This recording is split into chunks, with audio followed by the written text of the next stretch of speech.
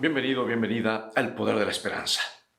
Como ves, cambié de lugar porque, sabes, la temperatura ha bajado notablemente en esta parte y aquí continuaré con los siguientes temas hasta que, si por ahí sube la temperatura. Espero que no sientas calor, pero te envío un caluroso abrazo en el nombre del Señor a otro tema muy especial. Es un tema muy importante, extremadamente importante. Yo he estado orando mucho porque alguien hoy hará la mayor decisión de su vida. No solamente podemos comenzar de nuevo, sino que tenemos que comenzar de nuevo porque estamos en un problema que humanamente no tiene solución. Mira cómo describe la palabra de Dios nuestro problema. Romanos 3:23 y Romanos 6:23. Por cuanto todos pecaron y están destituidos, o sea, separados de la gloria de Dios. Porque la paga del pecado es muerte. O sea que, por ser pecadores, nacemos para morir para siempre. Nacemos con un certificado de defunción sobre nuestras cabezas. Por eso Jesús nos invita a nacer de nuevo para vivir para siempre. El tema de hoy es esperanza para un nuevo comienzo. 3 pasos garantizados por Dios para vivir para siempre. Y el tercer paso es el más cortito, tiene unos 40-50 centímetros aproximadamente. Y tristemente muchos perderán el cielo por esa distancia. Comencemos entonces con el tema de hoy. El Islam, la más joven de las 4 religiones, las grandes religiones, llamémosle, venera a Alá, o sea, Dios, y Mahoma es su fundador. El gran grito de batalla del mundo musulmán es: hay un solo Dios, Alá, y Mahoma es su profeta. Nacido en el 570 después de Cristo en la ciudad de la Meca, Mahoma dijo que el ángel Gabriel se le apareció en visión y le dictó las palabras del Corán, la máxima autoridad de los musulmanes. Y desde hace unos siglos a esta parte los musulmanes no han tenido mayor gozo que en peregrinar a la Meca, el lugar del nacimiento de su fundador, con excepción obviamente de morir en defensa del Islam. Ahora Mahoma murió a los 61 años de edad y su tumba está en Medina. Allí está fuertemente custodiada las 24 horas. Partes de su cuerpo están encriptadas en varias mezquitas por todo el Medio Oriente. Nadie proclamó jamás la resurrección de Mahoma, jamás. Bueno, tenemos otra religión, otra de las grandes religiones del Medio Oriente, que es el judaísmo. Su padre, Abraham, murió a los 175 años, allá por el año 1900 a.C. Fue sepultado en Canaán, en la cueva de Macpela. Nadie proclamó la resurrección de Abraham. La tumba fue el final de su larga vida. Y también tenemos el fundador del budismo, Siddhartha Gautama, o el Buda, que murió en el 483 a.C. Las reliquias de su cuerpo, incluyendo cabellos y dientes, están encriptadas en pagodas diseminadas por todo el mundo budista. Y nadie jamás proclamó la resurrección del Buda, cuya muerte fue el fin de su carrera. Hoy jóvenes me han preguntado, y adultos también, ¿qué diferencia existe entre el cristianismo y otras grandes religiones del Oriente? ¿Todos han tenido grandes maestros? ¿Todos estimulan a sus adherentes para que sean buenas personas? ¿Por qué los cristianos sostienen que su fundador Jesucristo es superior a los fundadores de otras religiones? A propósito, los seguidores de esas religiones suelen desafiar a los cristianos mostrándoles la tumba de su líder y diciéndoles: ustedes los cristianos no tienen nada. Sin embargo, las tumbas de Mahoma, Abraham y Buda solo evidencian la muerte y la decadencia. La tumba vacía de Cristo es evidencia de su poder sobre la muerte. El ángel le dijo a la mujer lo que está en San Lucas capítulo 24, 5 y 6. Dice así: ¿por qué buscáis entre los muertos al que vive? No está aquí, pues ha resucitado. Sí, amados, no hay una sola cripta en el mundo que contenga una parte del cuerpo de Cristo. El sello romano no pudo retenerlo en la tumba, ni montañas de piedras hubieran podido retenerlo, porque la diferencia entre el cristianismo y las demás religiones es una tumba vacía. Solo los cristianos proclaman la resurrección de su fundador. Por eso, amigo y amiga, una religión que no tiene una tumba vacía y un rey que viene no es suficiente, porque no satisface las necesidades humanas. Porque como ves, si no hay una tumba vacía y un rey que viene, los habitantes de la tierra están destinados al olvido. Por eso el mensaje del apóstol Pablo, él lo proclamó a voz en cuello y él dijo en 1 Corintios capítulo 15, versículos 14, 17 y 18, y dice así: y si Cristo no resucitó, vana es entonces nuestra predicación, vana es también vuestra fe. Y si Cristo no resucitó, vuestra fe es vana, aún estáis en vuestros pecados. El apóstol era claro, porque dice y agrega: entonces, también los que durmieron en Cristo perecieron. ¿Sabes cuando los dirigentes religiosos judíos le pidieron a Jesús que les diera una señal de su divinidad? Una prueba de que Él era quien decía ser, el Hijo de Dios. Él les dijo que su resurrección sería la única señal y afianzó su autoridad en su resurrección, en su estilo singular. Jesús anunció su muerte y su resurrección y Él dijo: destruid este templo y en 3 días lo levantaré.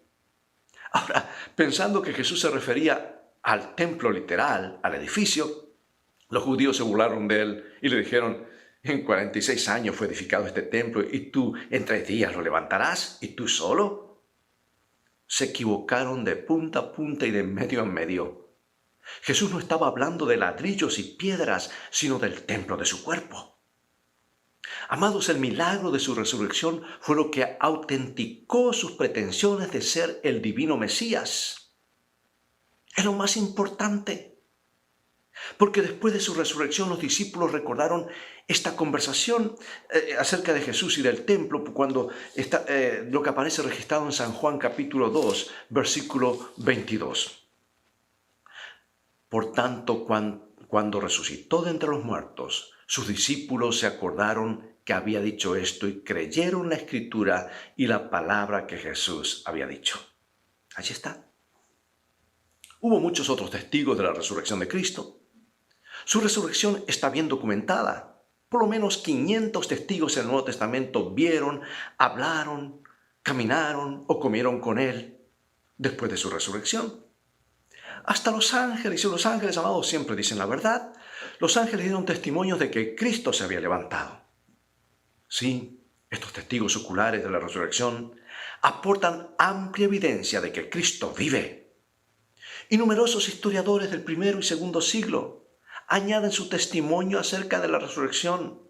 Josefo, un famoso historiador judío del primer siglo después de Cristo, escribió este párrafo fascinante. Mira lo que dice él en el libro Antigüedades. Por esa época estuvo Jesús, un hombre sabio, si es lícito llamarlo un hombre, porque fue hacedor de obras maravillosas, un maestro de quien los hombres recibían la verdad con placer. Atrajo así a muchos judíos y también a muchos de los griegos. Este hombre era el Cristo y cuando Pilato lo condenó a la cruz por la impugnación realizada por los principales de entre nosotros, quienes lo habían amado desde el principio no lo abandonaron, porque se les apareció con vida en el 3er día, tal como lo habían hablado los divinos profetas, además de miles de otras cosas maravillosas acerca de él. Y aún hoy la raza de los cristianos, que así se llaman en honor a él, no ha perecido. Piensa un momento, querido amigo y amiga. José fuera judío. Él escribía para agradar a los romanos. Y esta historia no le agradaba en absoluto. No lo hubiera incluido en sus escritos a menos que fuera verdadera. La resurrección de Cristo es la única razón por la cual escribió de esa manera. Ahora te pregunto, ¿qué motivó a los discípulos abatidos por el desaliento y la duda, escondiéndose como lo hicieron con las puertas cerradas, y ahora salir a proclamar con tanto celo, valentía y poder a un Señor que había sido crucificado, que había resucitado y estaba por venir? No lo hubieran hecho con un cuerpo amortajado en una tumba. Solo fue posible con un Cristo resucitado. ¿Qué hizo que cientos de miles de mártires cristianos enfrentaran valientemente la muerte en vez de retractarse? La respuesta está inscrita en las tumbas de las catacumbas romanas, allí en Roma. Algunas tumbas dicen de los cristianos, adiós hasta que volvamos a vernos, hasta la mañana. Palabras llenas de esperanza porque creían en la promesa que le había hecho un Señor resucitado en San Juan 14:9, porque yo vivo, vosotros también viviréis. Y aquí quiero mencionar los 3 pasos que prometí garantizados por Dios para vivir para siempre. El primer paso aquí está, es creer en Cristo. Creer en Cristo. La pregunta es, ¿crees en Cristo? Si es así, has dado el primer paso. Ante la pregunta del carcelero a sus 2 discípulos, señores, ¿qué debo hacer para ser salvo? Ellos contestaron, cree en el Señor Jesucristo y serás salvo tú y toda tu casa. Cuán importante, amados, es que alguien en la familia dé ese primer paso para que Dios salve a todos en la casa y todos hagan lo mismo. También debemos creer que nos perdona y nos limpia. Mira esta hermosa promesa que deberíamos memorizarla porque la utilizaremos vez tras vez. 1 San Juan 1:9. Si confesamos nuestros pecados, Él es fiel y justo para perdonar nuestros pecados y limpiarnos de toda maldad. O sea que Él es capaz de romper cualquier cadena con la que estemos atados, ya sea vicios, chismes, alcohol, drogas, pornografía. Así que el primer paso es creer en Cristo. ¿Estamos listos para el segundo paso? El segundo paso es, aquí está, amar a Cristo. Y yo pregunto, ¿amas a Cristo? ¿Has dado el segundo paso? ¿Sabes lo que te dice Jesús? San Juan 14:15, tú lo conoces de memoria. Si me amáis, guardad mis mandamientos. Si me amáis, guardad mis mandamientos. Porque hay muchos que dicen amar a Cristo, pero no guardan sus mandamientos, especialmente el cuarto que Dios dice, acuérdate. Ahora, yo quiero hacerte una pregunta. ¿Te imaginas lo que sería hoy Monterrey, Guadalajara, Tijuana, Puebla, Hermosillo, Ciudad de México, si todos guardasen los 10 mandamientos? No habría robo, muerte, chisme, envidia. La policía no tendría trabajo. No más adulterio. Yo pienso que hasta las telenovelas se acabarían. Que todos asistan el mismo día a adorar a Dios. Amado, sería un paraíso. ¿Y sabes qué? Se le acabaría el negocio al diablo. Porque el diablo está en el negocio de hacernos transgredir la ley de Dios. Está en el negocio de hacernos quebrantar la ley de Dios. Vivir al margen de la ley, porque eso se llama pecado. Y en el juicio que se está llevando a cabo, donde los 10 mandamientos son el código por el cual somos juzgados, estaríamos perdidos para siempre. ¿Te das cuenta el conflicto que hay? ¿Y qué mala comprensión del Evangelio es cuando decimos que no hay que guardar los mandamientos? Es por eso que Apocalipsis 14:12 dice que Dios en el tiempo final tiene una iglesia que se caracteriza por tener la fe de Jesús, ama a Jesús, predica a Jesús, pero también guarda los 10 mandamientos. No para salvarse, porque los mandamientos no salvan. Dios los pone para proteger a aquellos que Él ha salvado. Tristemente, muchos cristianos recibirán una terrible sorpresa cuando Jesús venga. Le dirán todo lo que hicieron por Él. Hicimos milagros, hicimos tantas cosas, sanidades. ¿Sabe lo que Jesús le contestará? Esto está en San Mateo capítulo 6, en el Sermón del Monte. Él dirá, no os conozco, apartaos de mí, obradores de maldad. Ahora, esta expresión, en lo original, en griego, y en muchos idiomas, quiere decir exactamente quebrantadores de la ley. ¡Qué terrible! Así que el primer paso es creer en Cristo. Segundo paso, amar a Cristo. Pregunto, ¿estás listo para el tercer paso? El más cortito, que tiene unos 40 o 50 centímetros más o menos, depende. ¿Sabes por qué digo esto? Porque mira bien, amado y amada, es la distancia que hay entre aquí y aquí. Entre nuestra cabeza y nuestro corazón. Y muchos perderán el cielo por esa distancia. Saben lo que tienen que hacer, razonan, saben, pero su corazón sigue siendo duro. No hacen lo que saben que tienen que hacer. Y el tercer paso es, aquí está, pertenecer a Cristo. Y la pregunta es, ¿cómo pertenecemos a Cristo? cómo pertenecemos a Cristo. Y amados, es a través de una ceremonia que es una confesión pública de que aceptamos lo que Jesús hizo para salvarnos. ¿Y qué hizo Jesús para salvarnos? Murió, fue sepultado y resucitó. ¿Cómo se llama esa ceremonia que representa la muerte, sepultura y resurrección de Cristo? Exacto, el bautismo, el santo bautismo. Por eso el bautismo tiene que ser por inmersión, porque representa la sepultura de Cristo. Y la persona tiene que creer, confesar y ser consciente. Un bebito no sabe nada de eso. Y tú preguntas, bueno, ¿y qué si muere? No te preocupes, Jesús ha hecho provisión.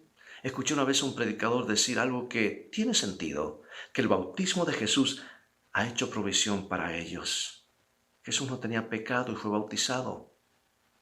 Jesús ha hecho provisión con su bautismo. Sí, la Biblia menciona un acto de dedicación de los bebitos a Dios como José y María lo hicieron. No bautizaron al bebé, sino que lo llevaron a presentar ante Dios al sacerdote. Y el sacerdote pidió la bendición de Dios sobre ese bebito, el Hijo de Dios. Pero ¿sabes? Cuando somos bautizados, creyendo, comprendiendo, confesando nuestros pecados, ocurren por lo menos 3 cosas. Escucha bien. Número 1. Nuestro pasado queda sepultado y nuestros pecados perdonados por la fe en la muerte de Cristo. Número 2. Cambiamos de dueño y ahora ya no vamos a morir para siempre, pues Jesús murió en nuestro lugar. Y aunque muramos aquí, porque a todos nos tocará un momento si Jesús no viene antes, porque aunque muramos aquí resucitaremos, amados, porque el que tiene al Hijo tiene la vida.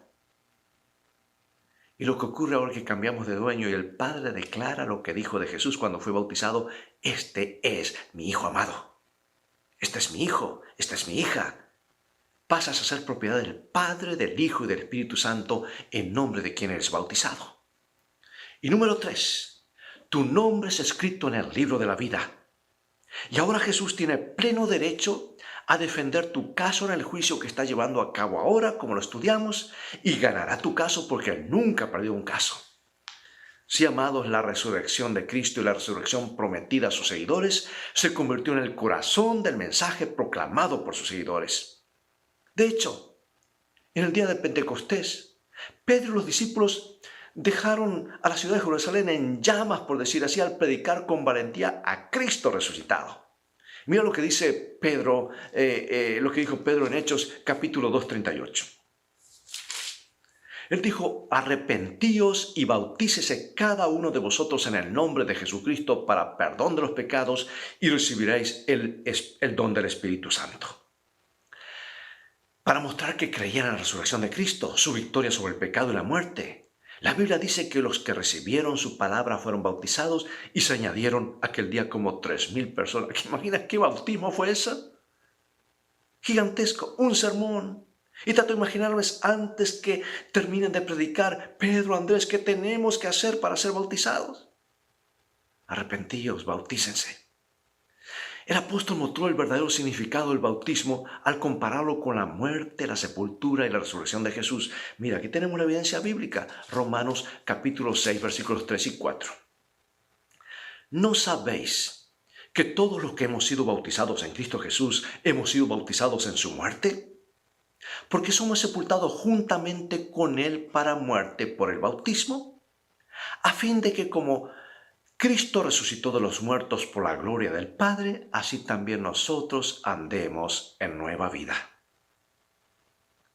Más claro imposible. Como ves, para los primeros cristianos el bautismo era una demostración pública de su creencia en la muerte, la sepultura y la resurrección de Cristo. Jesús había lavado sus pecados. Eso es lo que Pablo dijo en Romanos 6:6, sabiendo esto que nuestro viejo hombre fue crucificado juntamente con él, para que el cuerpo del pecado sea destruido, a fin de que no sirvamos más al pecado. Pregunto, ¿has querido alguna vez sepultar tu pasado? ¿Borrar los errores y la culpa y comenzar de nuevo?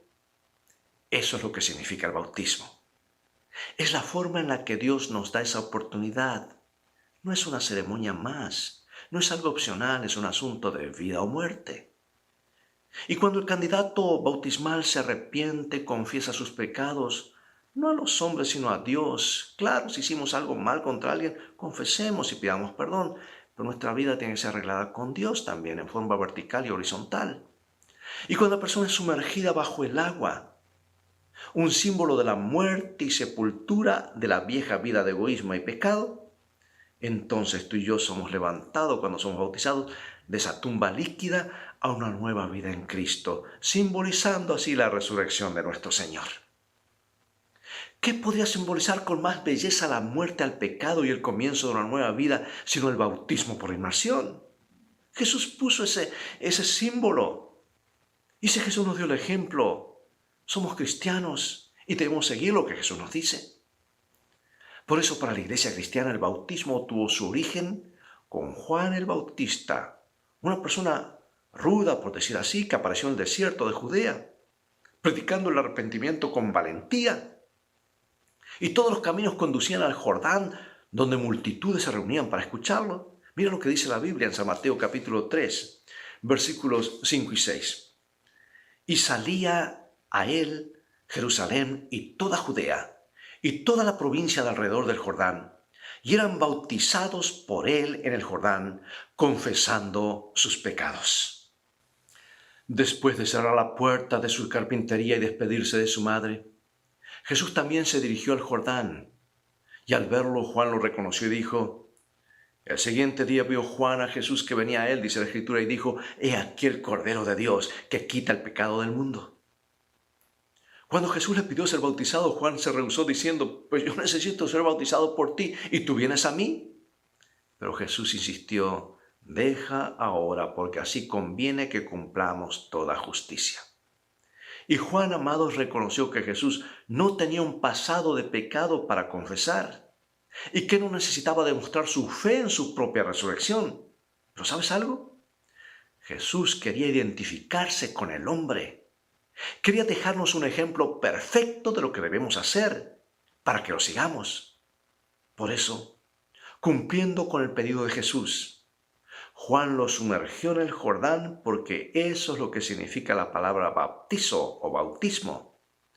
Y la Biblia dice que después que fue bautizado, lo que ocurrió, dice en Mateo 3, 16 y 17, subió luego del agua, y aquí los cielos le fueron abiertos y vio el Espíritu de Dios que descendía como paloma y venía sobre él. Y hubo una voz de los cielos que decía, este es mi Hijo amado, en quien tengo complacencia. Este es mi Hijo amado. Sí, sobre las alas de una paloma, Dios envió su amor y palabras de ánimo para Jesús, pero también hizo algo más. Cuando Jesús salió luego del agua y se paró con las ropas empapadas sobre la ribera cenagosa del Jordán, Dios presentó públicamente a su Hijo el ungido. Y el bautismo de Cristo marcó el comienzo de su ministerio público. Porque nota la última orden de Jesús que se registra antes de su ascensión. San Mateo 28, 19 y 20. Por tanto, id y haced discípulos a todas las naciones, bautizándolos en el nombre del Padre, del Hijo y del Espíritu Santo, enseñándoles que guarden todas las cosas que os he mandado, y aquí yo estoy con vosotros todos los días, hasta el fin del mundo. Bueno, puede que te estés preguntando cómo bautizaban los seguidores de Jesús después que Cristo regresó al cielo. No hay duda que siguieron el ejemplo de Jesús, ya que eran sus seguidores.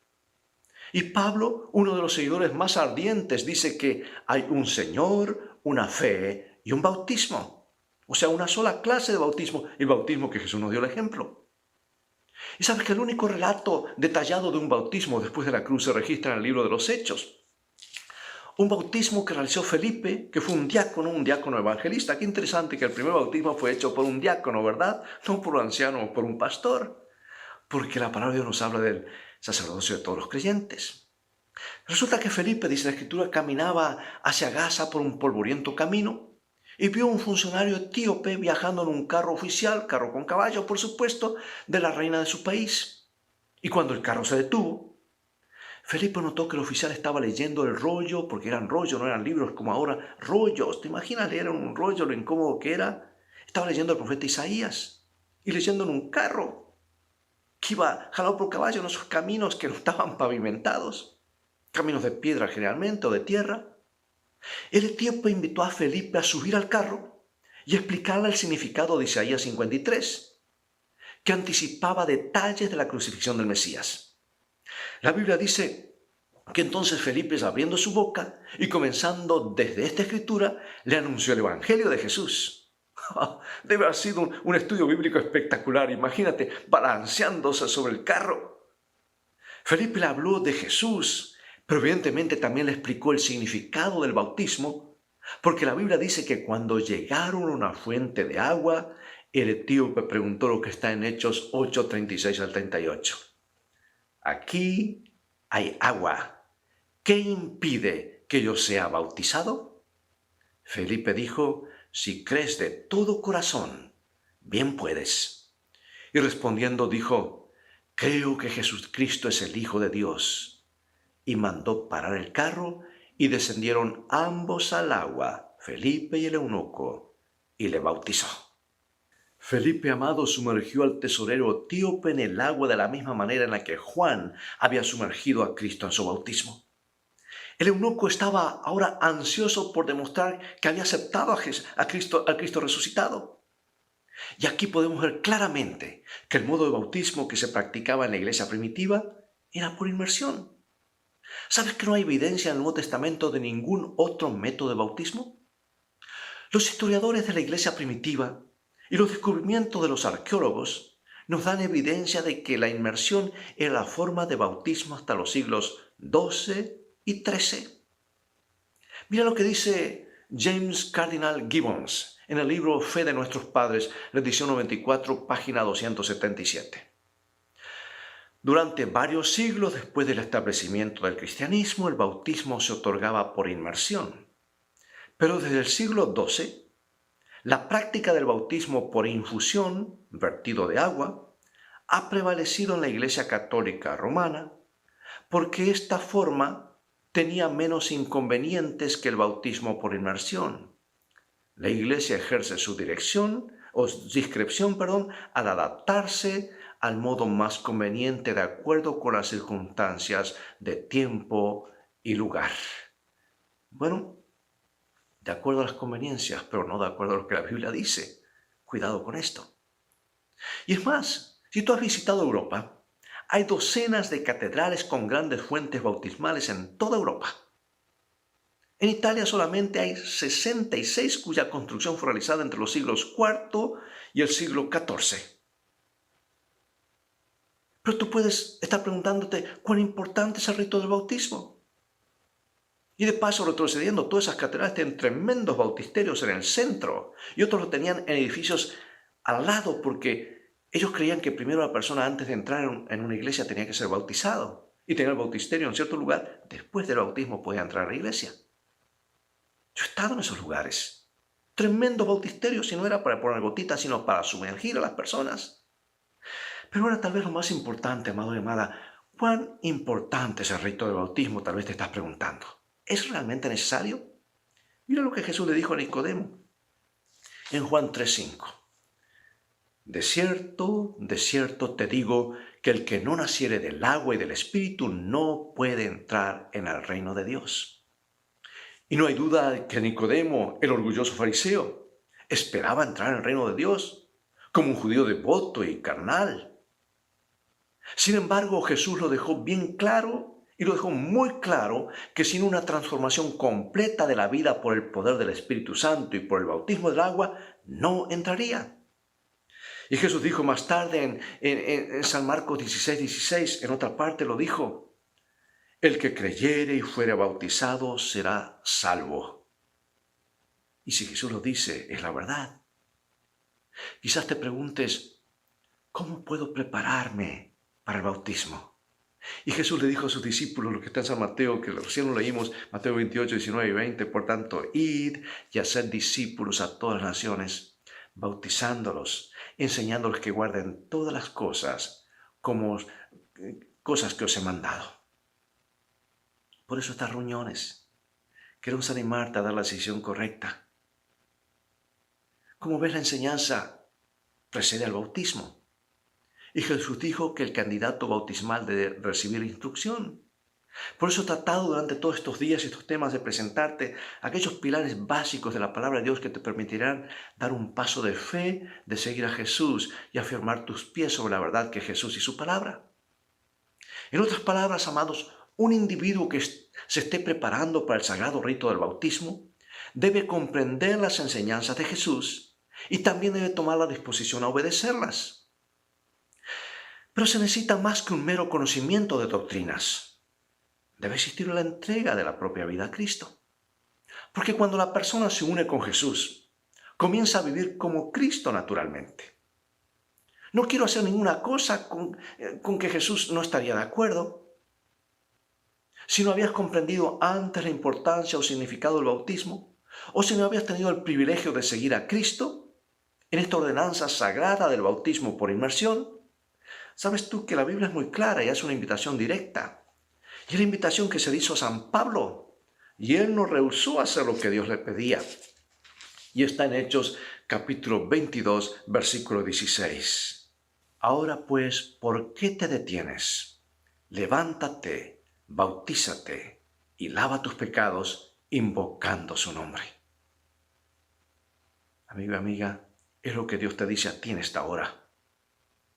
Seguir su consejo es ir en dirección a la vida eterna. Por eso pregunto, ¿estás listo, lista para una decisión por Cristo? Mañana puede ser muy tarde. Ya fue muy tarde para muchas personas esta semana. No estaba en su agenda estar encerrados o aterrizar en los hospitales. No estaba en la agenda de 2,000 personas ser sepultadas en un solo día en esas tumbas o fosas comunes en Nueva York. No estaba en la agenda de muchos chinos, de muchos italianos y españoles, de muchos de nuestros paisanos de México. ¿Estás listo para una decisión? Dios nos da el presente para hacer la decisión correcta. El mañana no nos pertenece. Pero sí, quiero decirte que si hacemos la decisión correcta hoy, el mañana será un mañana glorioso, porque lo mejor está por venir si hacemos lo correcto cuando Jesús nos dice. Y haremos hoy como lo hemos hecho en los temas anteriores. Tienes 3 opciones. Y mi deseo es que marques las 3 opciones. Hemos hablado de 3 pasos hoy, ¿verdad? De creer, amar y pertenecer. Y Dios permita que puedas dar y avanzar por fe y dar estos pasos y avanzar por fe. Así que coloca una vez más sin compromiso tu nombre, tu dirección de contacto, tu grupo de edad. Vuelvo a repetir, esto no es ningún contrato, sino el deseo de tu corazón y queremos orar por ti. Repito, no es ningún contrato. No es algo que tú dices, bueno, ¿y qué si lleno allí? No. Queremos que tú marques el deseo de tu corazón porque queremos orar por ti, para que Dios reafirme eso en tu corazón. ¿Estamos listos? Mi decisión por Cristo. Aquí está, paso número 1, basado en lo que estudiamos. Creo en Cristo y acepto su muerte en la cruz. Número 2, amo a Cristo y deseo guardar sus mandamientos. Si este es tu deseo, marca frente al número 2. Y número 3, quiero pertenecer a Cristo y ser bautizado. Repito, mi decisión por Cristo. Creo en Cristo y acepto su muerte en la cruz. Esto es el punto número 1. Si es así, marca allí. Número 2, amo a Cristo y deseo guardar sus mandamientos. Si este es el deseo de tu corazón, marca frente al número 2. Número 3, quiero pertenecer a Cristo y ser bautizado. Quiero decirte, amigo y amiga, que esta es la mejor decisión que podemos hacer. Una decisión para vida eterna, para que tu nombre y el mío sea escrito en el libro de la vida. Acompáñame en oración. Padre Celestial, gracias por tu palabra que nos habla claramente lo que tenemos que hacer. Gracias porque hay amigos que han estado siguiendo cada uno de estos temas, que son sinceros, si no, no estarían aquí mirando, participando. Gracias por los que hoy se unieron a escuchar este programa. Estamos hablando de un mensaje que viene de tu corazón a nuestro corazón. Gracias porque están decidiendo que creen en ti. Gracias porque han marcado que te aman y quieren ser fieles a ti. Y sobre todo, gracias porque quieren pertenecerte, dar ese paso de ser propiedad del Padre, del Hijo y del Espíritu Santo. Bendice a cada uno. Bendícenos a nosotros. Y tráenos mañana para escuchar otro tema y recibir un rayito más de luz de tu palabra. En el nombre de Jesús oramos. Amén. Mientras escuchas este canto, te invito a renovar tu vida junto a Jesús.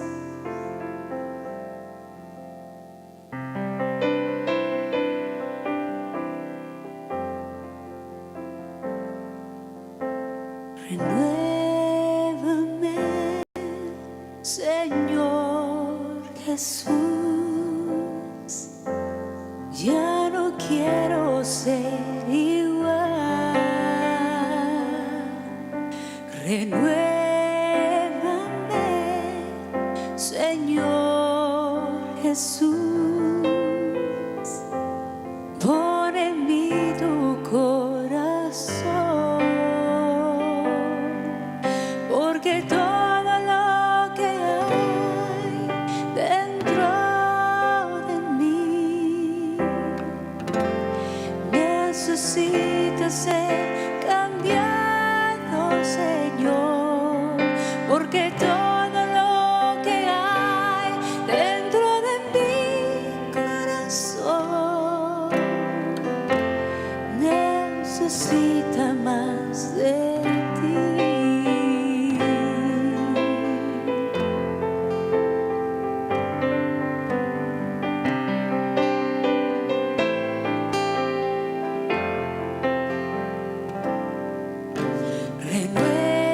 Renuévame, Señor.